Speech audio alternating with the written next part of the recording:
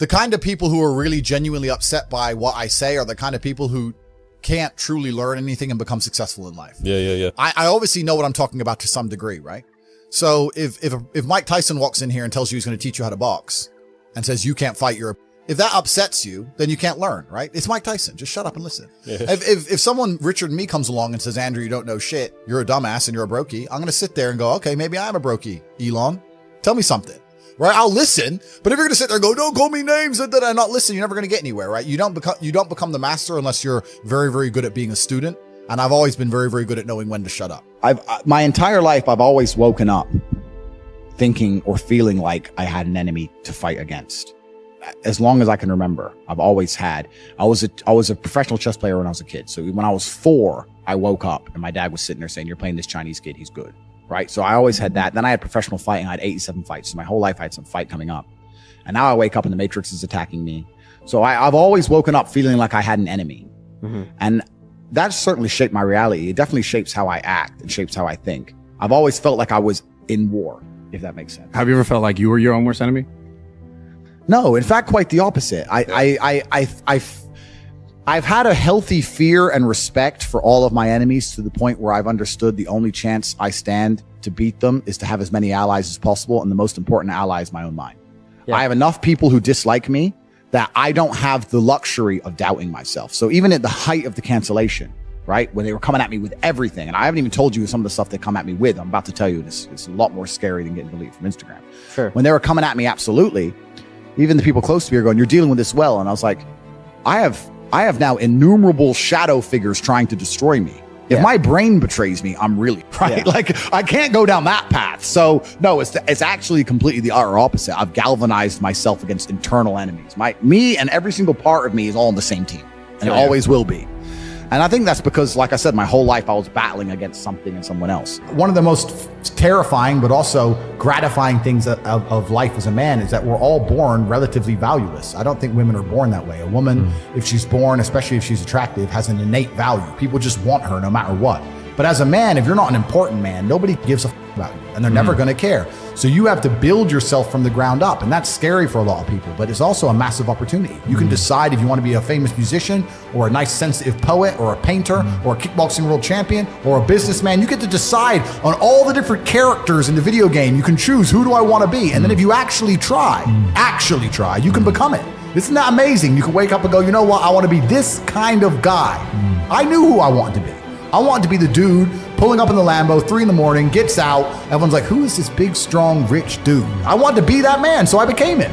And if you don't want that, if you want to go be a musician and play guitar and get a bunch of chicks and chill in Bali and smoke weed, whatever, go, you can choose your character and build it. Like, so I don't even want to hear it. I'm interested in it. And you're right. You have to be careful who you're around because you are the sum of the 5 people you spend the most time with. I knew a guy who wanted to be a musician. And I'd meet him and say, how are things going? He'd go, bro, nearly finished my song, gonna finish my album, and we're gonna make a lot of money. I was like, cool. 6 months later, I'd see him, how's things? Hey, bro, almost done with the album. I was like, it's been 6 months. An album? Yeah, but you don't understand. You gotta mix the track. It takes time. Mixing a track. Okay, we have computers. What, 10 minutes? Okay. Two days. It's been 6 months, bro.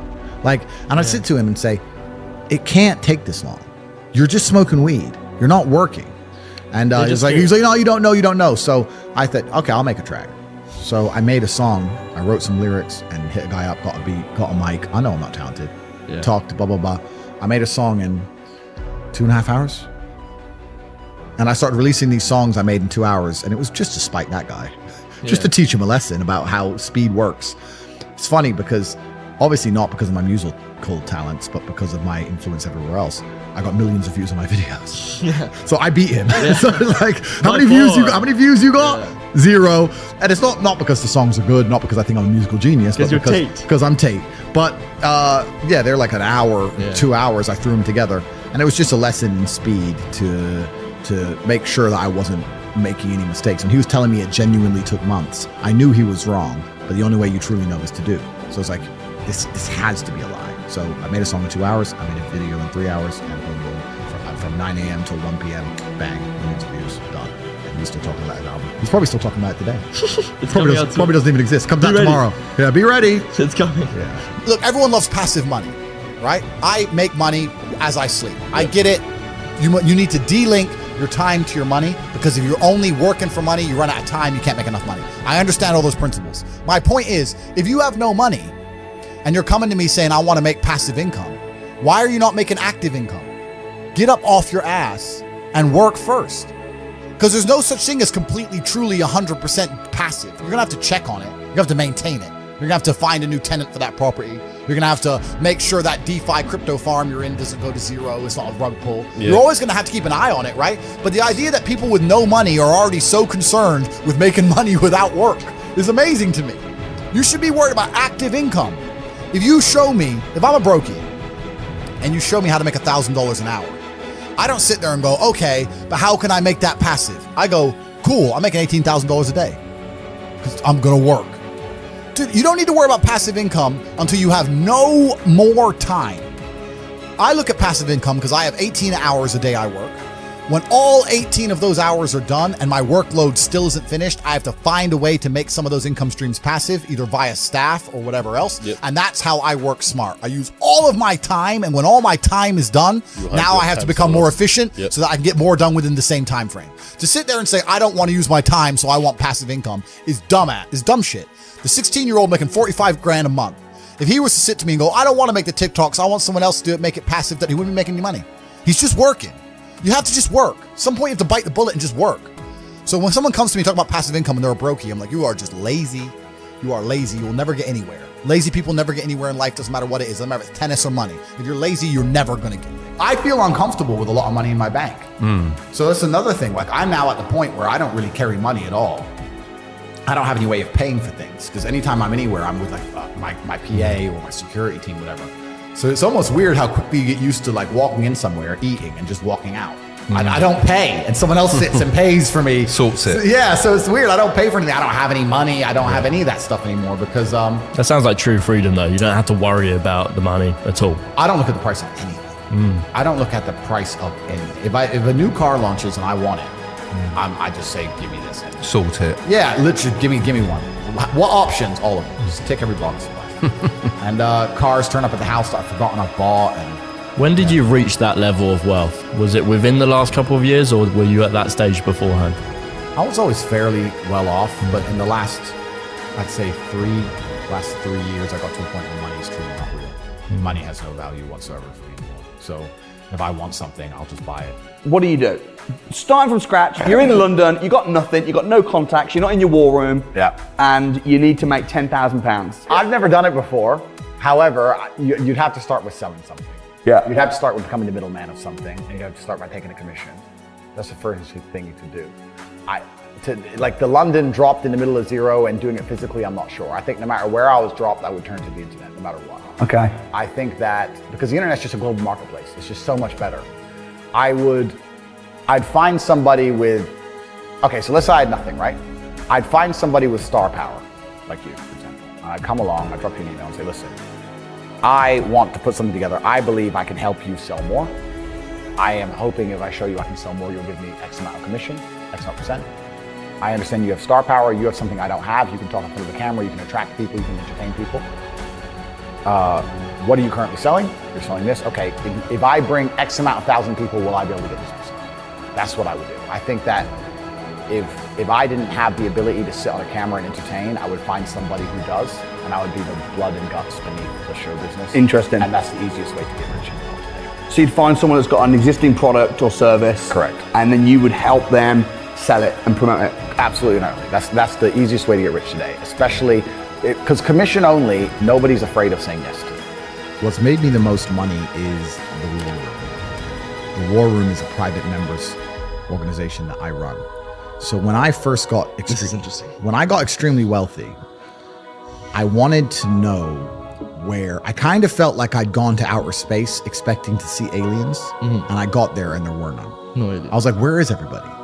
Okay, I'm rich, but I expected once I became rich to meet other men who were rich, focused, intelligent, had their dating lives in order, their physical health in order, their finances in order, their connections in order. And I got to the top of the mountain and I looked around and realized nobody had it. Like, yeah, this guy's rich, but he's cucked by his wife and he's fat. This guy's rich, but he's controlled by the Matrix. This guy's rich, but he's dummy. He just made a bunch of money making music, rap. He's an idiot. This guy's rich. Like, there was nobody who had it all. Yeah. I was like, and I wanted a network of genuine predators. I wanted the Freemasons almost. I thought I didn't want to join their organizations. But You wanted people like you, I wanted people like me. So I started an organization to find those men. If you spend all of your time sitting around people who talk about how to become powerful and influential and rich, guess what you're going to end up being? Powerful, influential, and rich. So now I have the greatest network on the face of the planet. And when I say it's maybe the most money, it's not because of the membership fee. The membership fee is very low. It's cheap. It's because of the opportunities and connections inside of the world. And that's why I am ultra competitive, and that's why nobody will ever beat me. If you're an individual and you wake up and think, I want to make my life better, and you spend 8 hours reading a book, that's fine. When I wake up to maybe 25 messages from some of the most influential and rich people on the planet that you've never heard of, telling me, buy this now, this is an opportunity to make money on the Russian ruble, this is an opportunity to make money here, this is an opportunity to make money on this land, this is what's going down in Iraq, here we have an opportunity in Nairobi, and I'm sitting there going, okay, and I have got all this curated information and genuine opportunities in real time presented to me, and within 15 minutes, I've made a $5 million investment. Yeah. You're on page 1. You're still reading your book. The introduction. You're still reading. You're still reading the introduction. And this is why, against people like me and my network and the other people inside the war room, you will always lose. Yeah. So the war room's maybe the most money, but not because of membership fees or anything like that, because of the genuine connections and opportunities inside of the war room. And we're just free minds. Anybody who listens to what I say and agrees with it and likes it should understand that you are the sum of the 5 people you spend the most time with. 100%. And if you know 100%. That, then you need to make sure you're not spending time with anybody you don't want to be. And if you learn and absorb and you're in the right place, then you can do fantastically well. So the war room, I mean, with the war room network now, I could never be broke ever again. I think the world would be a terrible place if everyone had a free mind. You do need the slave minds. I've heard you say that. As annoying as they are, you do need the slave minds. You do need the guy who believes that, working in the gas station is important and he's good at it. You need him. It's good. You need these people. Yeah, but what if that guy just doesn't know any better, though? It's good. Or he's this is what we're talking about. Good, fine. The world can't all be, mansions on the palm in Dubai. They can't all be that. So successful is all about self-definition, which is what I was saying at the beginning. You have to decide who you want to be. And if you wanted to be Joe Schmo and you pull it off, then you'll be a pretty happy, content person. To decide who you want to be. I think the people who are miserable, it's the gap between their expectations and their reality. That's where the misery lies. Yeah. My expectations were always enormously high.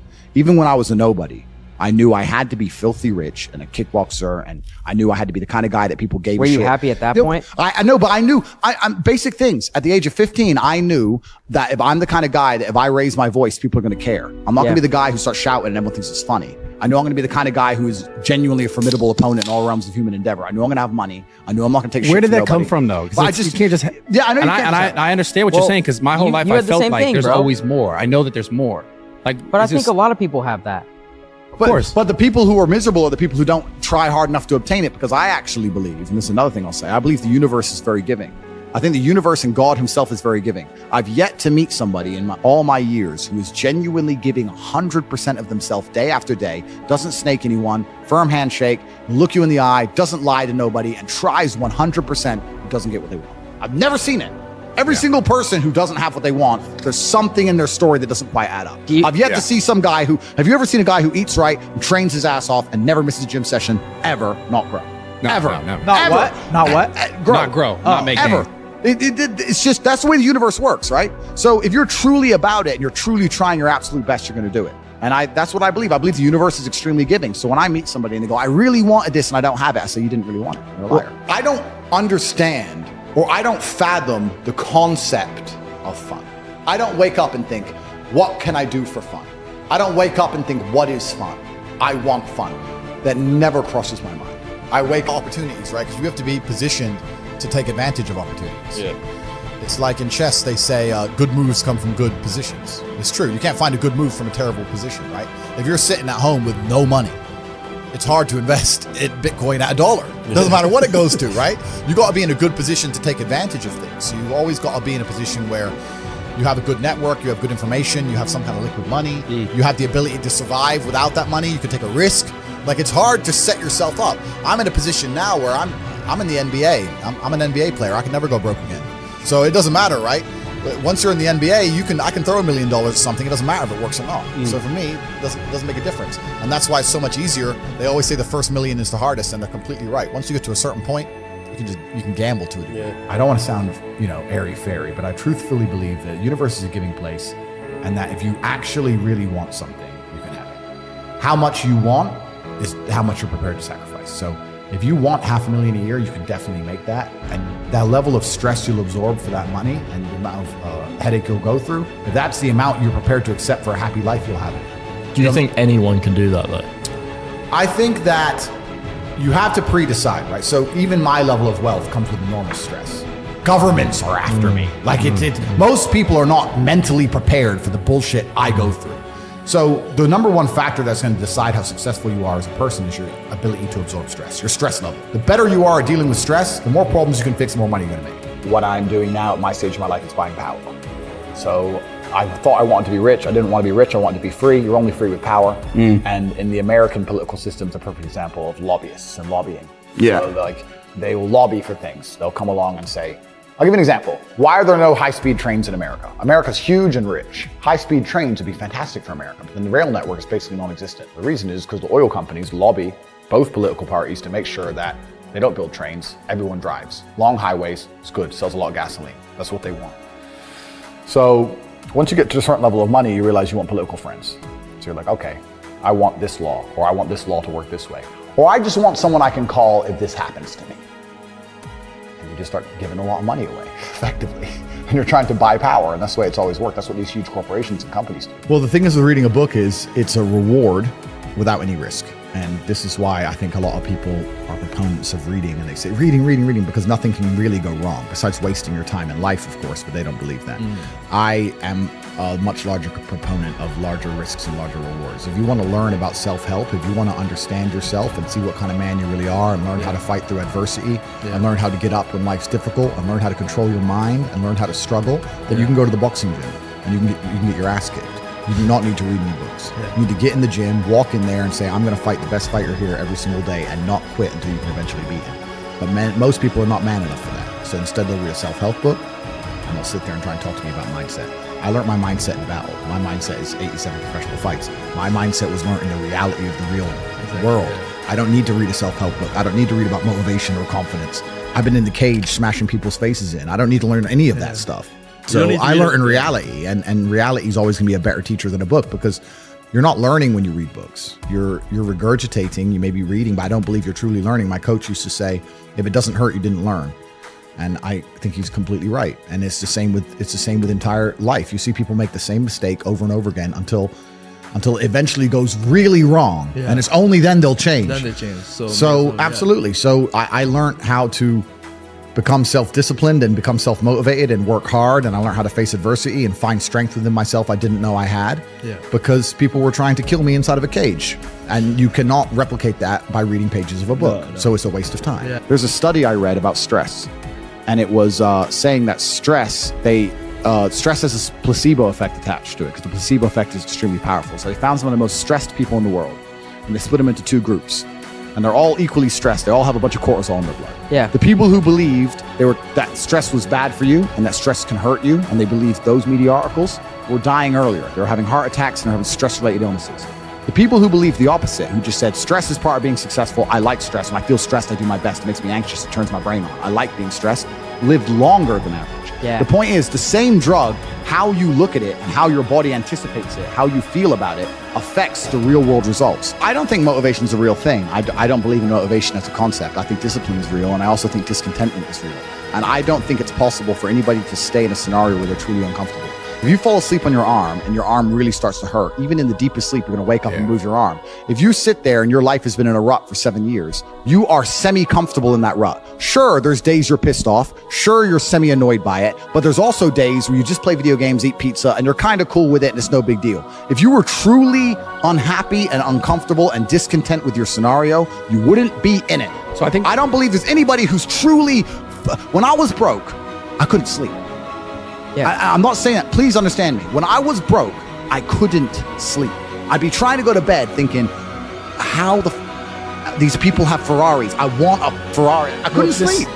If I had to open a coffee shop If I sit in a coffee shop, right? If I sit in Starbucks, the whole time I'm in there, not only am I thinking about how they got the money from me and how much I spend, I'm thinking about how I could outcompete them. I'd sit there and go, okay, cool. I'm in Starbucks. I spent £5.68. I got a latte and I got a donut, and I'm sitting here. And that business place, that commercial property right across the street is available for lease. How could I outcompete this coffee shop which just took my money? What's the profit margin on this £5.68? How much did this cost them? The coffee, pennies. Donut, 30p maybe, right? How much is the staff? They pay the staff minimum wage £8 an hour. So I've already paid 30 minutes work from that lady. She's there for another 30 minutes for free, right? How much is the rent? How much is the business rates? If I had to open up there, how would I attract people to come into my shop as opposed to their shop? They got a big brand name. I'm brand new. Okay, well, the bitch working here is ugly. My one's going to be hot. Boom, that's the beginning.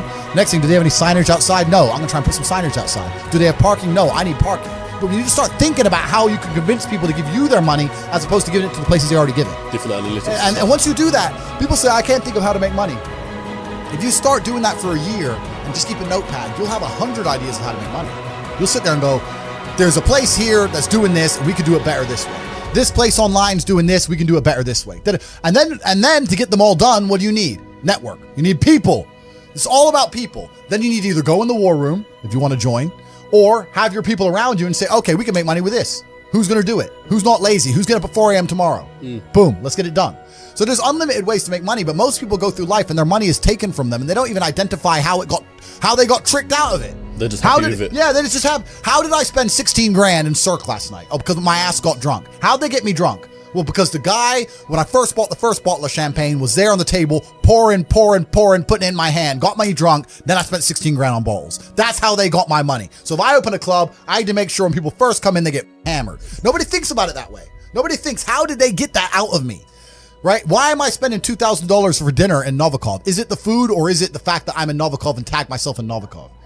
You have to identify how you're getting famoosed, how you're getting finessed. That's how you do it. But most people just walk through life getting finessed left, right, and center, giving all their money up. And they're like, oh, how did that happen? You got to learn to finesse other people. Yeah, but it's not finessing in a negative way. It's in a good way. It's a good way. You have to take money from other people. That's the only way you're going to make money. Yeah. You have to take it. There's a pimp, and he said a really intelligent line. He said, business is just other people's money. That's all business is. I want to start a business. So you want other people's money. That's what you want. So how are they going to give it to you?